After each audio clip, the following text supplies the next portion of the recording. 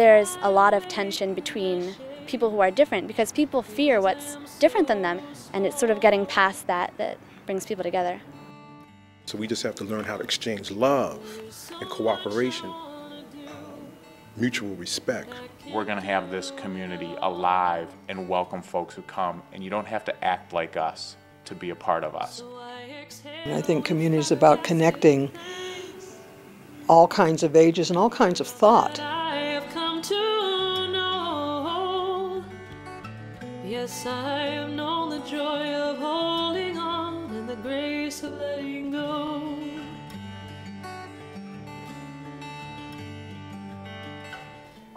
NIM has always reached out to people, and it always has had an open arm to accept people.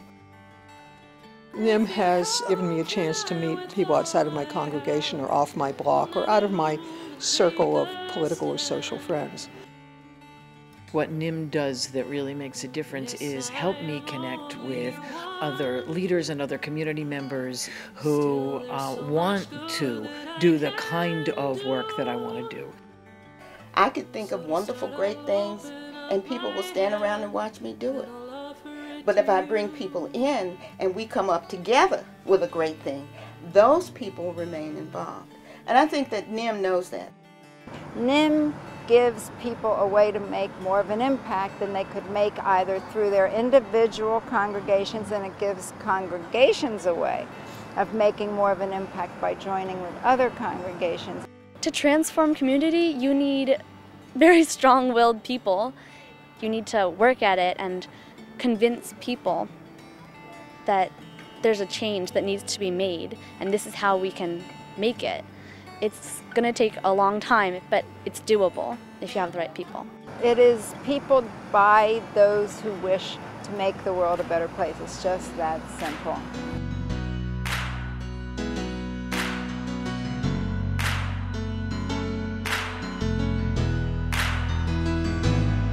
We probably would not have had an elder diner had NIM hadn't coordinated and got it going.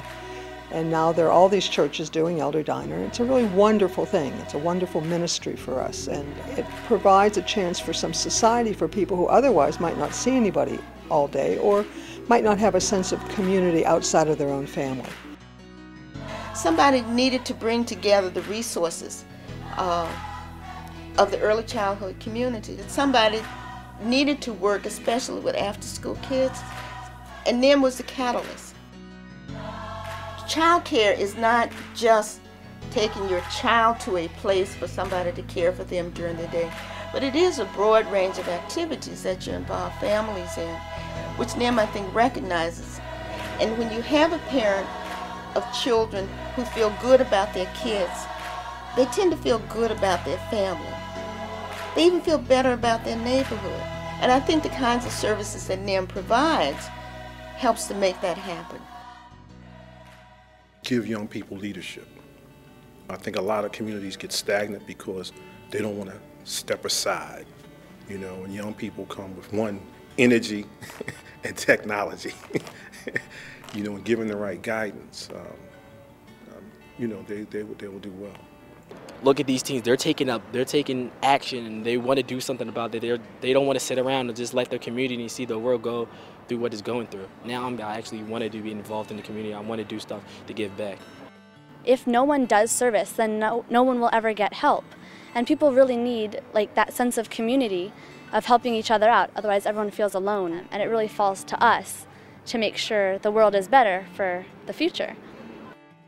We're not just feeding and clothing the poor and the hungry. We're also trying to advocate for legislation that will solve the problem of hunger and homelessness. We don't want to just be pulling children out of the rushing stream. We want to go upstream and find out why they're falling in. And I think if we didn't have NIM, the future of this neighborhood will be different. If NIM wasn't here, it would be harder for this neighborhood to articulate ideas and to talk with each other, and then to begin to formulate some activities and plans for the future, for the now and for the future. And I think NIM really is essential in that.